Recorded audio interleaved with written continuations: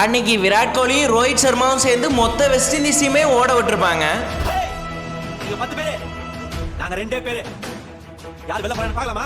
சரியா 2018 இந்தியாவுக்கும் வெஸ்ட் இண்டீஸ்க்கும் ஒரு ஓடிய மேட்ச் நடந்துச்சு. அந்த மேட்ச்ல west Indies team first batting ஆடி 50 ஓவருக்கு கிட்டத்தட்ட 322 ரன்ஸ் அடிச்சிருப்பாங்க. இதுக்கப்புறம் இந்த ரன்ஸை சேஸ் பண்ண வந்த இந்தியால ஓப்பனிங்ல சிக்கர் தவான் வெறும் 4 ரன்ல அவுட் ஆக அவர் அப்படி அவுட் ஆனதுக்கு அப்புறமா களத்துல நம்ம ஹிட்மேனும் கிங் கோலியும் சேர்ந்து ஒரு நல்ல பார்ட்னர்ஷிப்போட விளையாடுவாங்க.